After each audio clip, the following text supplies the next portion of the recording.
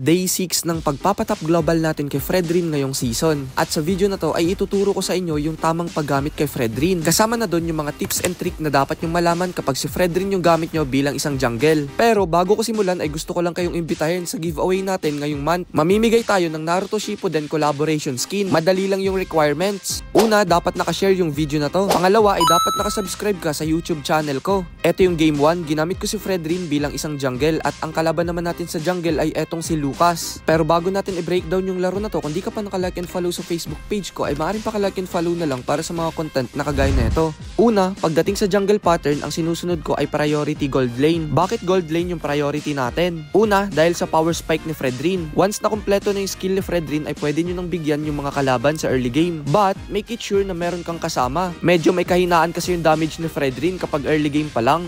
Tip number 2, invading. Make sure na nagagamit mo yung power spike ng isang Fredrin sa early game. Nang sa ganun ay makakuha kayo ng advantage. Be aggressive but calculated. Isa rin yun guys sa mga minamaster ko ngayon kay Fredrin. Ang problema ko kasi ngayon, alam ko yung power spike ng Fredrin pero in terms of execution ay mahirap para sa akin. Nagkakamali ako sa pag-calculate ng passive ni Fredrin at minsan hindi ko nabibitawan yung ultimate ko dahil kulang yung passive stack ko. At ayun yung inaayos ko pa magpasa hanggang ngayon. Tip number 3, objective staking. Palagi yung unahan sa pagkuha ng objectives yung mga kalaban. Kay Fredrin kasi, pabor sa kanya na magkaroon ng team fight kasi para doon naman talaga yung Fredrin. Hindi ka lalamang sa pagpa-farm kay Fredrin at hindi rin to kagaya ng ibang jungle na makakarespo sila kahit kailan nila gusto kapag merong objectives. Kaya as much as possible kapag may objectives ay unahan nyo na.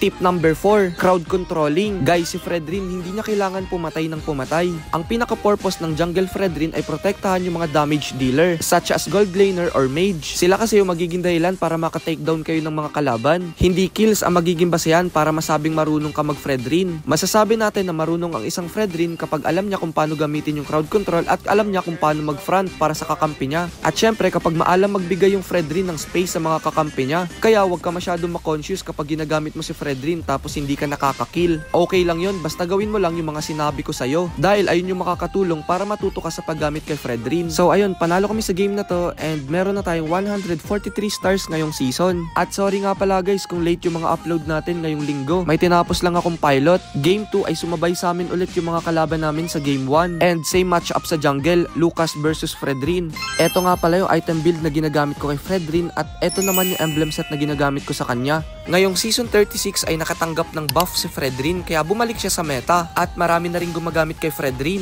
Lumabas na rin siya sa MPL ngayon. At kapag marunong ka gumamit ng Fredrin ay advantage yun sa'yo. Ginagamit kasi naming panglason si Fredrin sa rank game. Kailangan lang partneran ng utility roams such as Matilda, Florin or Estes. Pagdating naman sa difficulty sa paggamit kay Fredrin ay dito kayo medyo mahihirapan. Medyo nahihirapan kasi ako masterin yung passive ni Fredrin. Minsan hindi ko nga nabibitawan yung ultimate ko kasi nauubos ng HP ko. Nakadepende din kasi sa paggamit mo ng passive kung gaano kalakas yung magiging ultimate mo. Kaya masasabi ko na medyo may kahirapan. Pero worth it naman yung paggamit kay Fredrin ngayon. Lalo na ngayon na nerf yung mga assassin heroes. Kaya marerecommend ako si Fredrin bilang isa sa mga pinakamalakas na utility jungle. Yun ay kung gusto mong sumabay sa meta. At the end of the day, nakadepende pa rin naman sa playstyle nyo kung gusto nyo gamitin to si Fredrin. Eto yung huli kong tip kay Fredrin, Lord Dance. Sobrang lakas ng Lord control ni Fredrin. Kaya niya kasing i-hold yung damage ng Lord at the same time, tumataas din yung damage ng ultimate niya. Pero ang madalas na ginagawa namin dito guys, kapag naka-Fredrin ako tapos Lord fight na, ay nag-hero talaga kami. Alam din kasi ng mga kakampi ko guys yung kahinaan ko. Isa rin kasi sa mga rason yan guys kung bakit ayaw ko makipaglaro sa karamihan. Kumbaga, pili lang talaga yung pinapakisamahan ko sa laro. Takot ako ma-judge, takot ako magkamali at higit sa lahat, takot ako matalo kasama yung ibang tao. Pero kapag komportable naman ako sa tao, hindi ako natatakot matalo guys. Pero wag nyo gayahin yung mga ganun ko guys. Sa part na to ay second Lord fight na at ang galing ng ginawa ng Kalaya dito or bobo lang talaga ako kasi hindi ko na-anticipate na gagawin niya yun. Pero buti na lang andyan yung mga kakampi ko kaya nakuha pa rin namin doon yung second Lord. Doon ako mahina. To be honest, ang ganda talaga ng second game namin dito. Pumalag din talaga yung mga kalaban namin sa game 1. Pero eto na rin yung naging winning condition namin sa second game. Palo din tong mga kalaban namin guys, halata naman sa pick nila. Puro meta heroes tapos may pang counter pa. Pero na-checkmate sila. At oo nga pala guys, kung naghahanap kayo ng pilot service ay pwede kayo mag-message sa Facebook page ko para mapag-usapan natin yung mga detalye. So ayun, na 2-0 namin dito yung mga kalaban.